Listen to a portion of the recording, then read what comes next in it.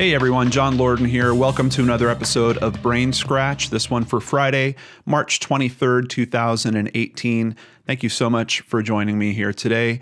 We are continuing and hopefully concluding the story that we started covering last Friday, and then we did a midweek update on. That is the story of the Austin serial package bomber. Today's episode I am calling the seventh bomb. And what I wanted to do was basically cover with you guys everything that has happened in this case, picking right up from where we did that midweek update. So if you didn't see the first two episodes, I'll have those in the description box below. This episode's going to be a little bit different in terms of the format because the flow of information that I've put together didn't work really well doing the screen share and bouncing around the news stories. I've reviewed so many different sources for this, and there's some conflicting information, which I'm going to point out a little bit as we go as well. But I think I've put together, at least from my perspective, the most cohesive flow of events and figuring out how authorities came to discover who the Austin bomber was and where it went from there. And of course, by the end of this episode, we unfortunately still have a few questions, which we will get to as well. So rolling back to Tuesday, March 20th, we had another bomb number 5, that blew up at a FedEx sorting facility in an area called Schertz, which is about 65 miles away from Austin. This package was on the conveyor system. This is a sorting facility. So basically it's an area that gets all the packages from the different FedEx drop-off locations and from the delivery people. And it goes through this system there where it gets sorted for the next place that it's going to be shipped off to. Thankfully, it didn't injure a whole lot of people. There was one person that suffered a concussion, thankfully a pretty mild injury in terms of what we've been seeing around this case, but that was it for the one bomb that went off there. Later that morning, FedEx found a second package, and they actually found this one before it exploded. FedEx said in a statement that it was able to provide law enforcement with key evidence leading to the identification of the suspect responsible for the bombing because of the company's advanced security capabilities and the vigilance of our team members. So that's all the detail we have. I don't know if it was some type of automated system that helped detect that, there might have been some elements for them to be concerned about. I'm not sure if it might have been the employee at the storefront that noted something was strange about the guy that brought in these packages. But one way or another, thankfully, they were able to get that package undetonated into the hands of law enforcement, who were able to analyze it and were quickly concluding that, yes, these packages were related to the previous 4. One of the FedEx boxes was addressed. I'm assuming this is probably the one that didn't blow up, but I don't know for a fact. It was addressed to a fake address in Austin, an address that doesn't even exist. And it was addressed to a fake person named Kelly Kilmore. So there we at least get a little glimpse into the mentality of this Austin serial bomber who is getting more and more brazen as these acts are going on. Investigators had been working on tracing cell phone pings that appeared near all the blast locations. I think that's a really clever aspect that I wanted to call out because you have, at this point, we're talking 4 known locations up until Tuesday when bomb number 5 goes off. And if they are able to get ping data from the towers that are local to those locations, basically then you're just doing a correlation match. You're trying to see in these 4 different data sources, what are the cell phones that are showing up consistently across all 4 of these data sources, maybe for the day leading up to when that blast actually happened. Very clever analysis going on there. So they were already working on that in one direction. Now, on Tuesday, we also had a incident at a Goodwill store. However, this was quickly clarified that this was not a bomb, but an incendiary device. I did see people on Twitter that were really discussing the semantics. What's the difference between a bomb or an incendiary device?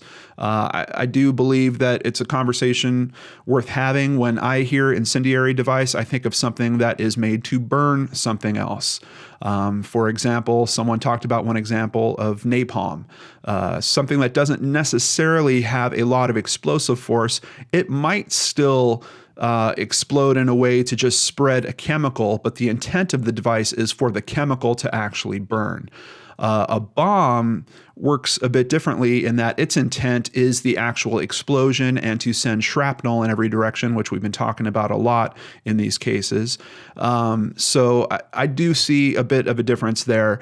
I don't believe that this is related to the Austin bomber. This seemed to be a separate incident. I don't know if this is someone that was trying to pull off some type of copycat or some type of terrible hoax or something along those lines. But according to the information I've reviewed today, that does not seem to be related to this at all. Then on Tuesday, we also had someone that went on Reddit calling themselves Austin Bomber and trying to take credit for being the Austin bomber. They were trying to say this was not racially motivated. They said they were between 30 and 50 years old. I've seen some people that are still wondering if this person is the actual Austin bomber or not. I am not 100% certain on it.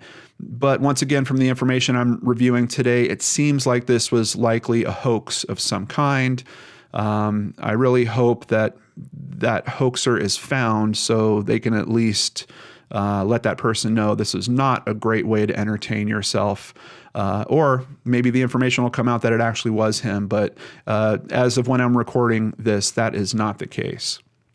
So also on Tuesday, because of the FedEx activity that's going on, they are able to trace it back to FedEx packages that were delivered in Sunset Valley, which is a suburb of Austin.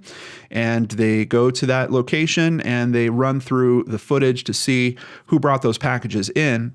And they do see a young white male, seemingly wearing a blonde wig, and he's actually carrying the boxes in wearing, many sources are reporting it as pink gloves. I'm not 100% sure because in the footage I'm seeing, the color quality seems to be mixing a little bit around that, but numerous news sources are saying the gloves were actually pink.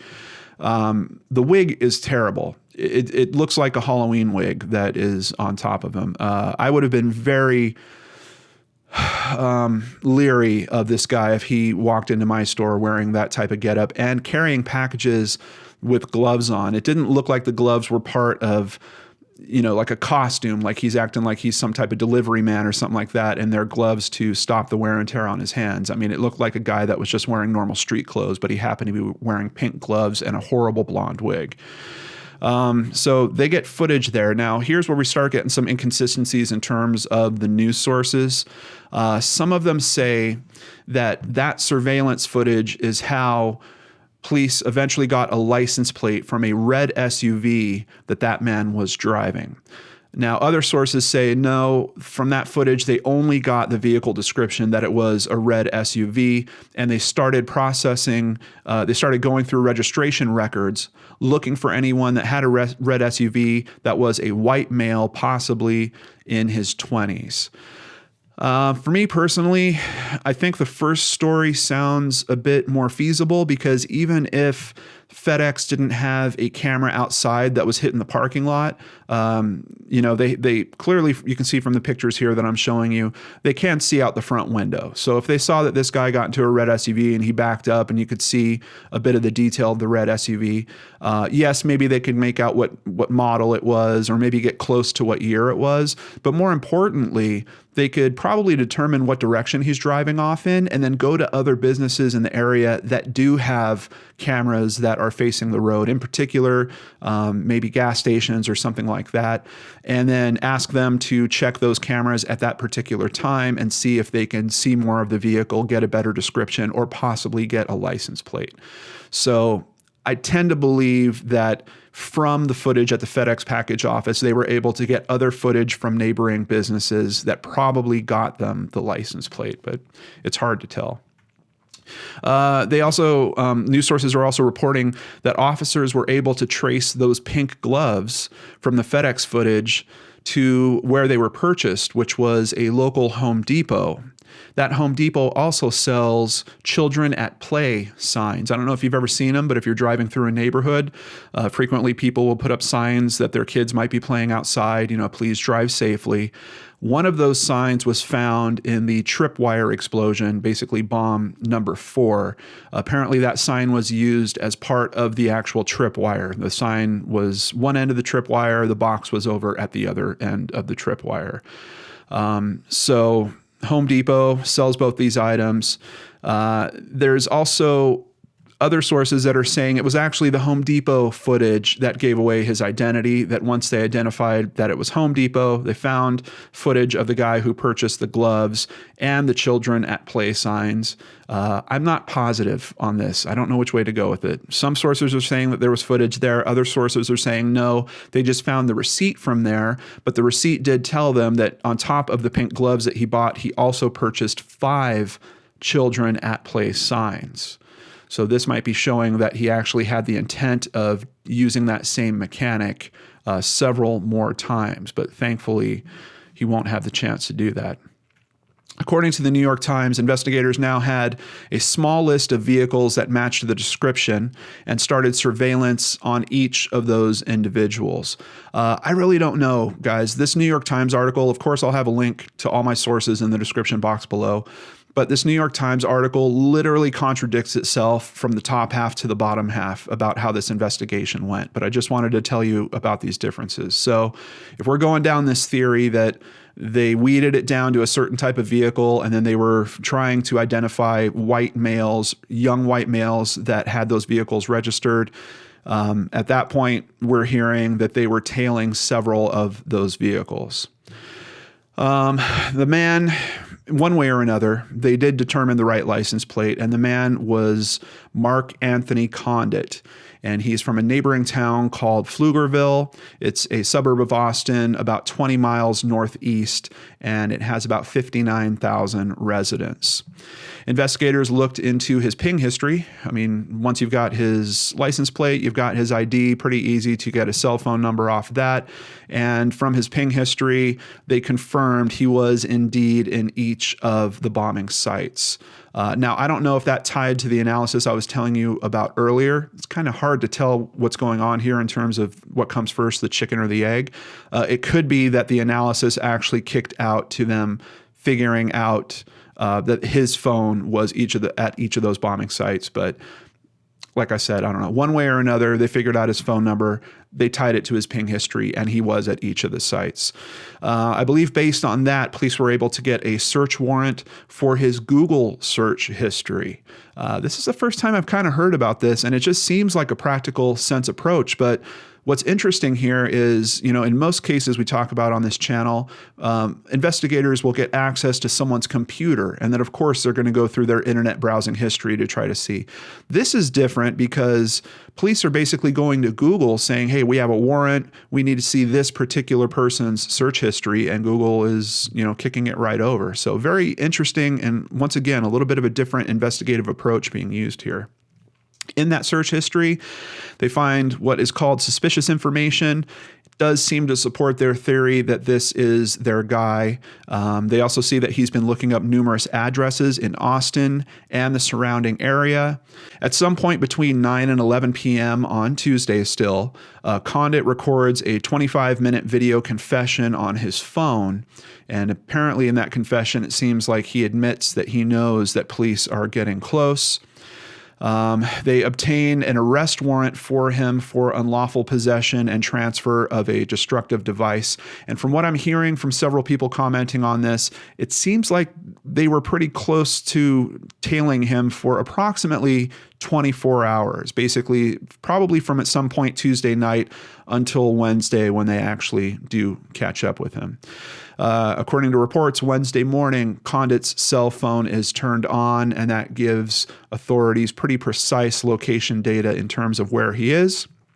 They find him at a Red Roof Inn, which he's staying at in nearby Round Rock. They called in for support, but he wound up getting into his red 2002 Ford Ranger and left. They followed him. Some descriptions are saying there might have been a pursuit here. Some are saying that it was on I-35. Others are saying no, it was a frontage road that runs next to I-35. But one way or the other, his vehicle winds up in a ditch, and officers approach it, and there's an explosion. At that point, some officers are knocked back because they were close to where the explosion happened. One officer fires a shot. One officer is certainly injured in the blast of the explosion. It appears that Condit was actually killed by his own bomb. However, I am seeing that there is a standard investigation going on with the one shot that was fired. However, Chief Manley is being pretty clear that the bomb is the thing that actually killed Condit, at least from the information they have at this point. Now, police are still not sure if this was a bomb that he possibly had prepared to take to another location. Was he on his way to that location, or did he know that he was being followed, and did he just plan this as his exit? We still don't quite know.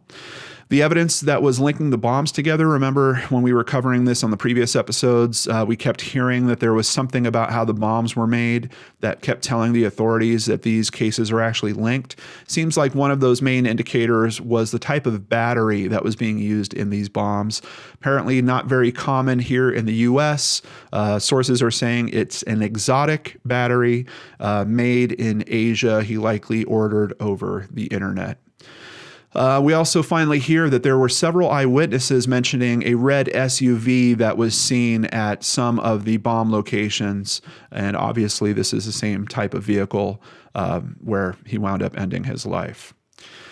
Now, who is Mark Anthony Condit? Well, we're talking about a 23-year-old Caucasian male, graduated from homeschooling in 2013, took some classes at Austin Community College, however, did not graduate from there.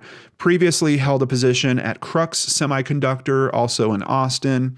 Listed his duties there as purchasing agent / buyer / shipping and receiving on a website called Mighty Recruiter. The website also states he was previously a coach and a computer repair technician. However, Condit apparently was currently unemployed. And to date, no previous criminal record has been found on him. They've basically just been looking at local counties, but it appears that he does not have any criminal record. Investigators found that he lived in Pflugerville and had 2 roommates. Police processed the home. They interviewed the roommates. They do not believe that these roommates are involved. However, authorities said they found what they consider a, quote, treasure trove of information. They also evacuated some neighbors of this home because they found additional items that they needed to remove. They talked about a considerable amount of explosive material and components being found in one room in particular, and these components also seem to be a match to the package bombs. He did have a blogger.com profile. Seems like that it was created as part of a U.S. government class curriculum, likely when he was taking his community college classes. The profile states that he enjoyed cycling, parkour, tennis, reading, and listening to music. It says that he's not politically inclined, but views himself as a conservative, and he's taking this class to better understand the U.S. government and clarify and defend his stance. Now, this blog features him speaking about several controversial topics, and it's a little unfortunate because I see that some articles are kind of running with some of those statements almost once again, and I get it. I'm trying to do the same thing. I want to give you guys some insight into who this person was. But I have to tell you, if you look at that blogger.com profile as a whole, it's very clear to me that this is something that was done for his class. It's very clear to me that in some of those posts that he made, he's responding specifically to class assignments. So I don't think it's very fair to look at his profile. I don't know. Actually, it might be fair. Who knows? This is a guy that was blowing people up. So it's not really a matter of what's fair or not. I don't know how helpful it is to look at those articles and to try to ascertain aspects of his personality personality from those articles, knowing that they were being prompted likely from a professor as part of his class assignment. As a matter of fact, some of them, it seemed like he was just taking a contrarian opinion just to kind of do a counterpoint to some of these topics. So it seems a little unfortunate how that information is being used in the media. Now, he didn't have any formal military background. I know that's something that many of us were wondering, especially with what we were hearing from authorities and how it seemed like he had this expertise with his bomb crafting skills.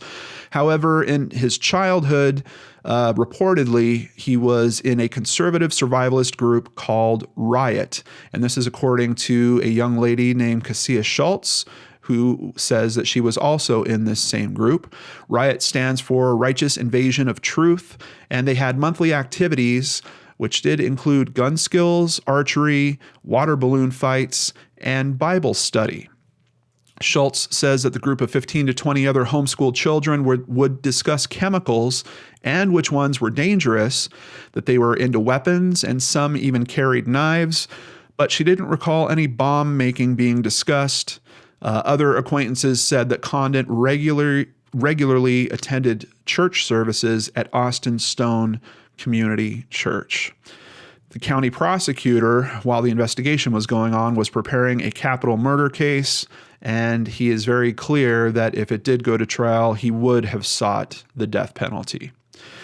Police Chief Brian Manley spoke about the confession video that Condit left behind, saying that Condit provided details about all 7 bombs, talked about what was similar and what was different about each of them.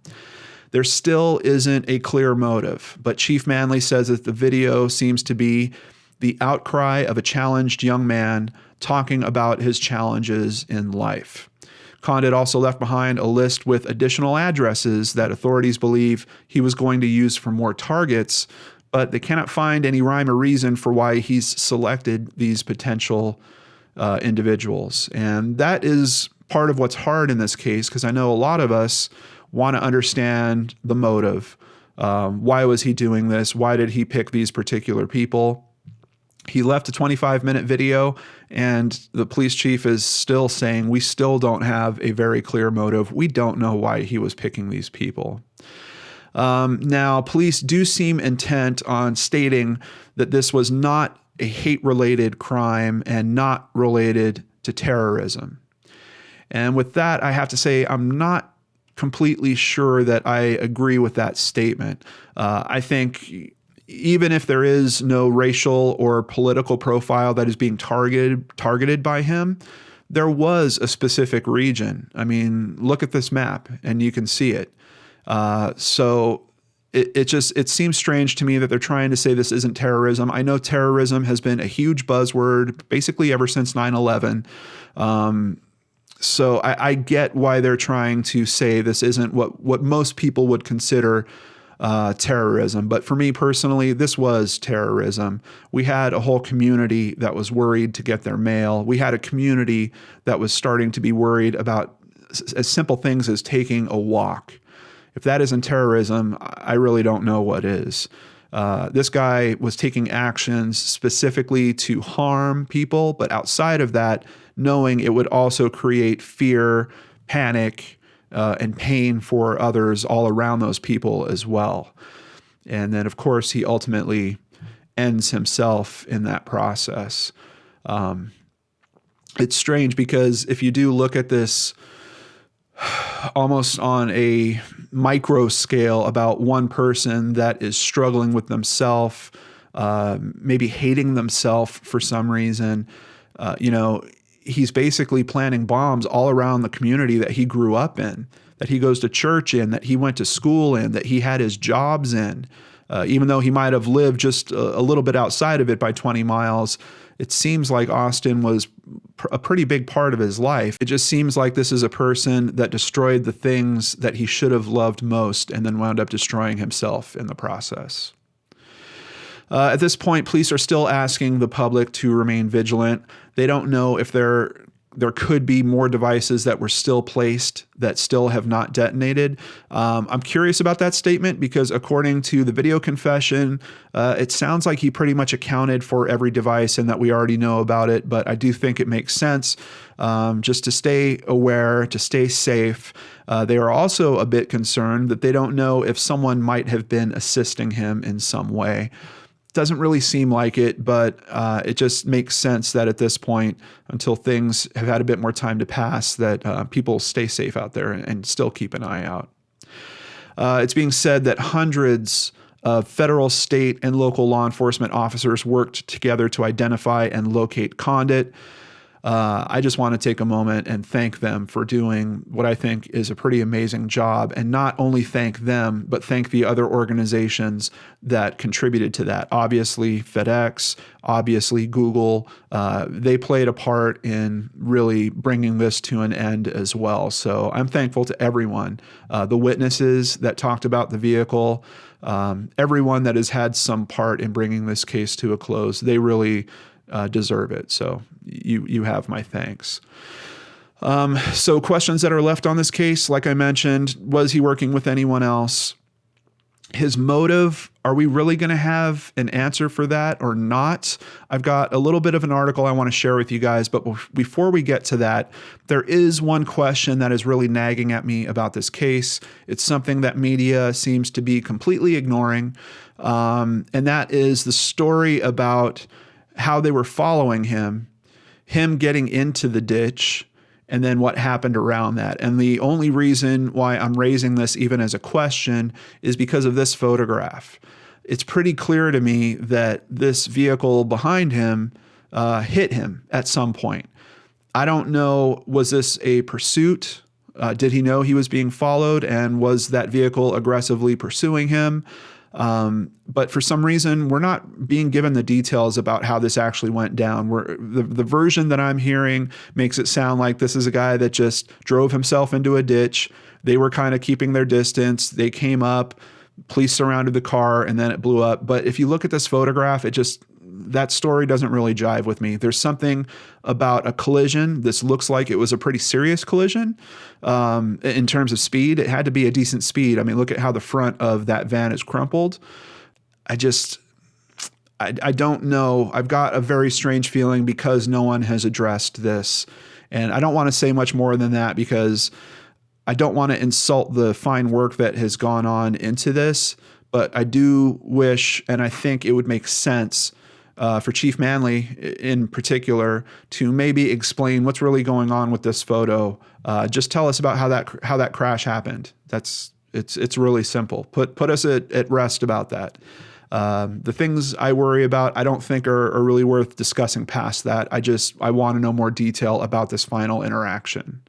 So are we ever going to understand the intent? This is an article that was written a few days before he was found, right in between the Sunday bombs and, of course, what happened on Wednesday. This came out on the 19th, which would have been Monday. It's from DallasNews.com. It was written by Jacqueline Floyd.